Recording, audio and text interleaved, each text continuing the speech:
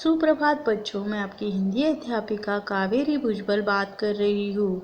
हमने बाल महाभारत कथा में से 15वें पाठ चौसर का खेल और द्रौपदी की व्यथा में यह देखा कि चौसर के खेल में मतलब जुए के खेल में पांडव पहले सब कुछ हारते हैं, फिर धृतराज इस खेल में जो कुछ हारा उसे ले जाकर इंद्रप्रस्थ रहने के लिए कहते हैं। किंतु फिर से दूसरी बार पांडव और कौरव चौसर का खेल खेलते हैं और फिर से पांडव इसमें हारते हैं। तो इस बार शर्त के अनुसार उनको 12 साल तक वनवास और 1 साल में अज्ञातवास जाना पड़ता है। तो अब जब ये वनवास के लिए निकलते हैं तो क्या होता है, धृतराष्ट्र को कैसा महसूस होता है, इन सब की जानकारी हम 16वें पाठ धृतराष्ट्र की चिंता इसमें देखते हैं। आइए शुरू करते हैं। बच्चों, जब द्रौपदी को लेकर पांडव वन जाने लगे तो धृतराष्ट्र ने विदुर से पूछा, विदुर मैं कुछ देख नहीं सकता। अभी आपको तो पता ही है क्यों नहीं देख सकता है, क्योंकि धृतराष्ट्र जन्म से ही अंधा है। इसलिए विदुर तुम मुझे बताओ, पांडु के पुत्र और द्रौपदी कैसे जा रहे हैं। विदुर ने कहा, युधिष्ठिर कपड़ों से अपना चेहरा ढककर, भीम अपने दोनों भुजाओं को निहारता, अर्जुन हाथ में बालू लेकर बिखेरता हुआ, नकुल सहदेव शरीर पर धूल रमाए हुए और द्रौपदी बालों से अपना मुंह ढके हुए क्रमशः युधिष्ठिर के पीछे जा रहे हैं। यह सुनकर धृतराष्ट्र की चिंता और बढ़ गई। विदुर बार बार कहते थे कि पांडवों से संधि कर ले, लेकिन शुरू में विदुर की बातें धृतराष्ट्र सुनते थे, परंतु बार बार सुनते सुनते वो उब गए। एक दिन वह विदुर से बोले, मुझे तुम्हारी सलाह की जरूरत नहीं, अगर चाहो तो तुम भी उन पांडवों के पास चले जाओ। विदुर तुरंत वन में जहाँ पांडव गए थे वहाँ गए। विदुर के चले जाने पर धृतराष्ट्र को लगा, मैंने यह गुस्से में क्या किया, मैंने तो बहुत बड़ी भूल कर दी। उन्होंने संजय को बुलाया और कहा, संजय, मेरे प्यारे विदुर को मैंने गुस्से में भला बुरा कहा और वह वन में पांडव के पास गया है, उसे समझा बुझा कर मेरे पास लाओ। संजय वन चले गए और धृतराष्ट्र को अपनी भूल पर पछतावा है। यदि तुम वापस नहीं लौटे तो वह अपने प्राण त्याग देंगे। यह सुनकर विदुर युधिष्ठिर से विदा लेकर धृतराष्ट्र के पास गए। धृतराष्ट्र ने उन्हें गले लगाया और कहा, मुझे क्षमा कर दे। इसी तरह एक बार महर्षि मैत्रेय धृतराष्ट्र के दरबार में पधारे।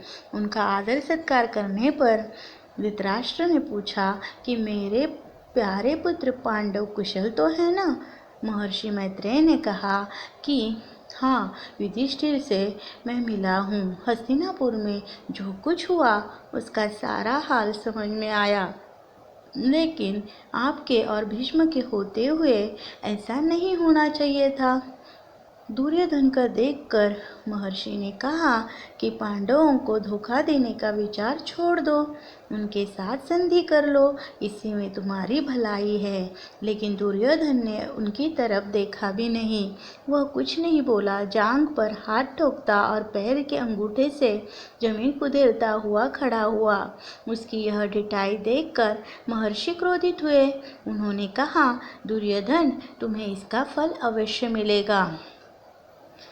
इसी बीच हस्तिनापुर में हुई घटनाओं की खबर श्री कृष्ण को लगी। वे फौरन पांडवों को मिलने के लिए वन में चले गए। उनके साथ कैकेयी, भोज, चेतीराज, धृतराष्ट्र जब सब मिलने गए।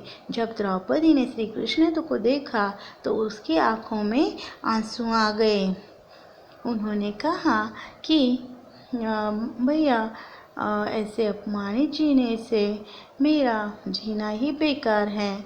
तो उसे समझाते हुए कृष्ण बोले, बहन, तुम्हारा जो अपमान हुआ है उसके लिए मैं यह बात बताना चाहता हूँ। जिन लोगों ने तुम्हारा अपमान किया है उन सबकी लाशें युद्ध के मैदान में खून से लथपथ होकर पड़ेगी। तुम फिर से सम्राज्ञी बनोगी। अपनी बहन को धृष्टद्युम्न मतलब द्रौपदी का भाई अपनी बहन को समझाते हुए या सांत्वना देते हुए यह कहता है कि श्री कृष्ण अपनी प्रतिज्ञा अवश्य पूरी करेंगे। इसके बाद श्री कृष्ण पांडवों से विदा हुए। अर्जुन की पत्नी सुभद्रा और अभिमन्यु को भी लेकर द्वारका चले गए। द्रौपदी के पुत्रों को लेकर धृष्टद्युम्न पांचाल देश चला गया।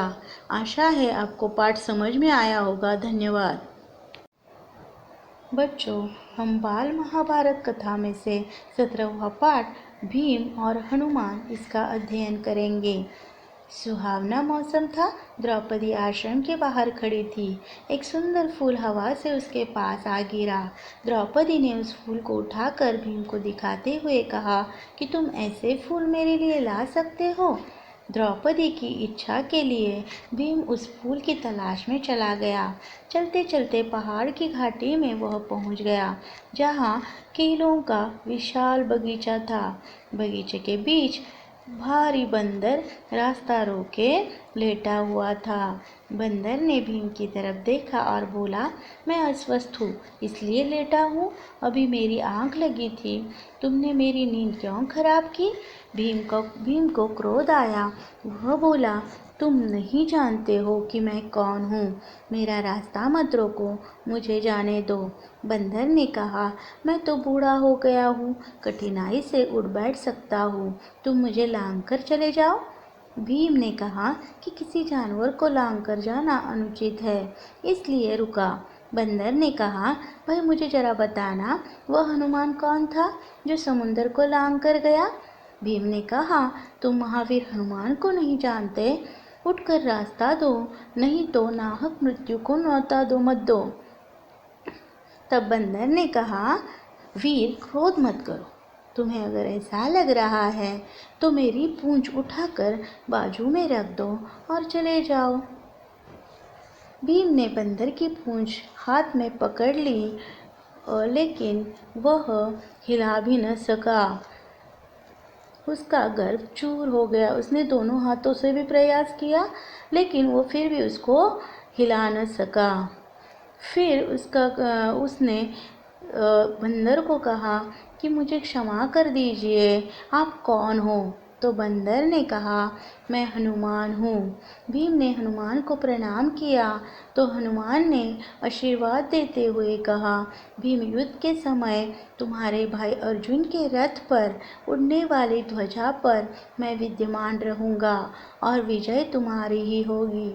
इसके बाद हनुमान ने झरने में से सुगंधित फूल दिखाए। फूलों को देखते ही भीम ने द्रौपदी के लिए फूल तोड़े और आश्रम की तरफ चला गया। आशा है आपको पाठ समझ में आया होगा। धन्यवाद।